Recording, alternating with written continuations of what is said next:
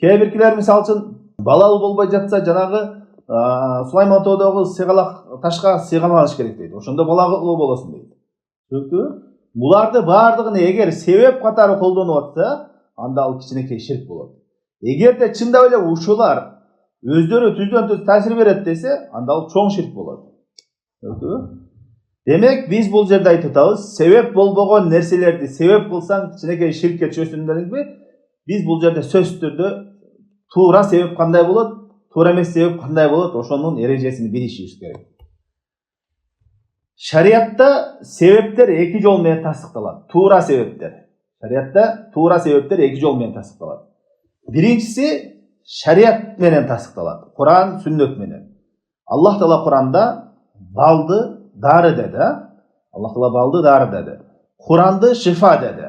Пайгамбар саллаллаху алейхи вассалам Куран менен дем салды. Куранды дагы эмне? Дары деп атат. Дем салып окусаң дары деп атат.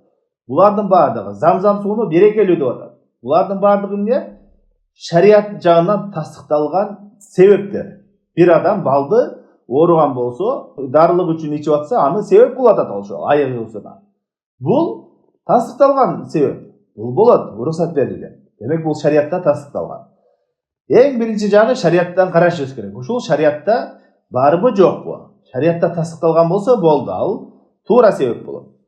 Экинчи нерсе, экинчи жолу себептин тасдыкталуучу. Бул тажрыйба жагынан тасдыктала турган. Тажрыйба жагынан. Мисалы үчүн, башың ооруса, азыр кандай дарылар бар баш ооруга?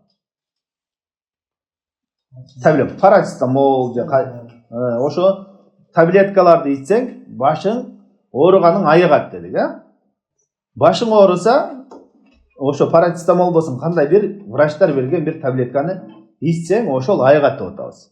Ал каяктан келип чыгып атат бул себеп? Баштын оорусуна. Бул себеп ошо тажрыйбанын түрү негизинде тасдыкталып атат. Түшүнүктүбү? Тажрыйба. Демек себептер эки жол менен. Биринчиси болсо шариаттан, экинчиси болсо туура тажрыйбанын негизинде. Дарылар ошо ооруга дары болгондой эле. Эми негиздүүрөөк маселе бул жерде жакшы түшүнүңүздөр. Экинчи жол тажрыйбанын негизинде деп айттык, Экинчи жол тажрыйбанын негизинде деп. Ушул тажрыйба туура болуш үчүн эки шарты бар. Туура болуш үчүн эки шарты бар. Биринчи шарты кандай? Биринчи шарты ошол себеп менен себеп кылынган нерсенин ортосунда түздөн түз байланышы бар болуш керек. Мисалы үчүн, адам башы ооруп аткан болсо, парацетамолду ичти. Бул тажрыйба түрүндө тасдыкталган деп атабыз. Парацетамол ичти, башы айыгат деп атабыз, Ал эмне, аны ичкенде түздөн түз байланышы барбы, жокпу? Байланышы бар. Ал ичине кирет, организмге кандайдыр бир таасирин берет. Чынбы? Значит, бул жерде байланыш бар түздөн түз. Биринчиси ошо түздөн түз байланыш бар болуш керек. Экинчиси болсо, экинчи шарты. Ошол байланыш ачык айкын, көрүнүктүү, түшүнүктүү болуш керек. Түшүнүксүз байланыштар боло турган болсо, ал байланыш туура эмес болот, ал себеп. Мисалы үчүн, бирөө айта турган болсо, мен ушундай бир кудуретим бар, тете отургандым, онда кылып туруп эле кулатып коем десе, тийбей эле. Бул каяктан эметип атасың десе, бул тажрыйбанын негизинде. Мен 2-3 жасап көрдүм ушинтип. Болот экен ушинтип. Мен тиги кулата алам деп, ишеним менен, толук ишеним менен, онда кылып койсоң кулап калат экен деп айтса.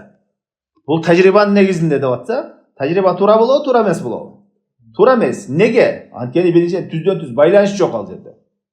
Байланыш жок. Ошондой байланышы жок себептер бул туура эмес. Түздөн түз байланыш болуш керек, жана ошо байланышы көрүнүктүү болуш керек, ачык айкын. Бул жерде бирөө байланышы бар десе дагы, кандай байланышы бар десең, түшүндүрүп айта албайт ал нерсени. Түшүндүңбү? Эми мисалы үчүн, көзүңө тирсек чыкты, колуңа жип байлап алдың мондай. Колуңа жип байлап алдың, тирсегиң кетет деп. Ошону айтабыз, не себептен муну байлап алдым десең, айтат көзүмө айыгат деп. Мунун байланышы барбы, жокпу десең, байланышы жок анын эч кандай.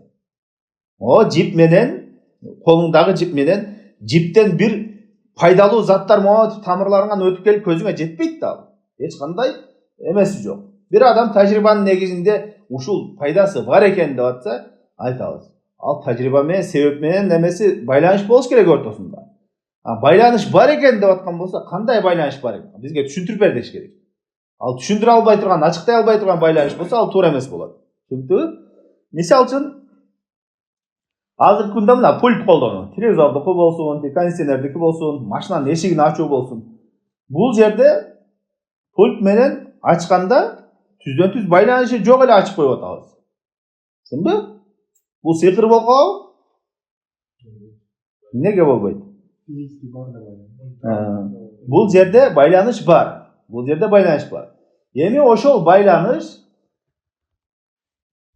ачык айкын көрүнүктүү болуш керек деп атабыз, а? Ачык айкын көрүнүктүү болуш керек дегенде бардык адамдарга көрүнүктүү болуш шарт эмес. Ошо тахассус ээлери, ошонун профессия ээлери, ошону жасаган адамдар ачыктап аныктама бере алаган болсо, ошол жетиштүү.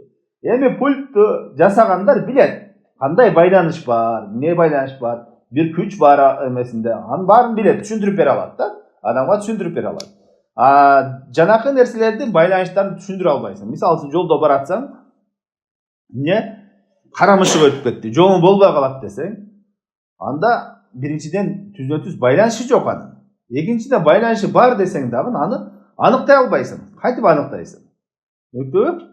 Ушул эрежени жакшы билсек, кимде-ким ушул эрежени жакшы билсе, биздин жашообузда болуп аткан бүт кичинекей ширктерди билет. Биринчиден кайталайбыз. Биринчиден себептер эки жол менен гана тастыкталат. Биринчи шарият менен тастыкталат. Аллах Таала балды дары дегендей, Куранды шифа дегендей, шариятта кандай келет? Замзам суусу берекелүү дегендей, шифа дегендей, кыскасы шариаттын тексттеринде кайсы бир нерсени бирдекеге себеп деп келген болсо, Пайгамбар саллаллаху алейхи вассалам хадисинде дейт, кимде-ким өмүрү узун болушун кааласа, рызкысы кенең болушун кааласа, анда тууган ургун менен карын катнашта болсун деди. Тууган ургун менен карын катнашта болгон бул рызкынын кең болушуна, өмүрүңдүн узун болушуна себеп болот булар. Дуаны мисалы үчүн дуа кылуу себептерден, таңкымалда истигфар кылуу бул рызкынын кең болуу себептеринен, шариятта келген тексттер кандай бирдекени себеп кылып тастаган болсо, ошолордун бардыгы анын байланышы каралбай туруп эле ишенебиз аларга. Тастыкталат. Экинчи жолу эмне? Тажрыйба менен. Тажрыйба түрүндөгү туура болуш үчүн эки шарты керек. Биринчиси эмне? Түздөн түз байланышы болуш керек. Экинчиси болсо, ошо байланыш ачык айкын көрүнүктүү болуш керек, белгилүү болуш керек. Эгерде ушуну биле турган болсок, ширктин бардыгыны, кичинекей ширктин бардыгыны жакшы билебиз. Эгерде бул эрежелерди билбесе, илим талап кылуучу эрежелерди үйрөнбөсө, анда жеке амалдарды сурап жүрө берет. Така каксам эмне болот? Көз мончок таксам эмне болот? Көз тикенек таксам эмне болот? Тигине кылсам эмне болот деп ар бир амалды жеке далил издеп жүрө берет ал нерсеге. Түшүнүктүбү? Эреже катары биле турган болсоң, ошонун бардыгыны ушуга салыштырасың. Эми буга ушул нерселер кичинекей ширк болот экендигине кандай далилдер бар десе, буга ушу азыр төмөнкү окулуучу бул бөлүмдө келген далилдер далил болот.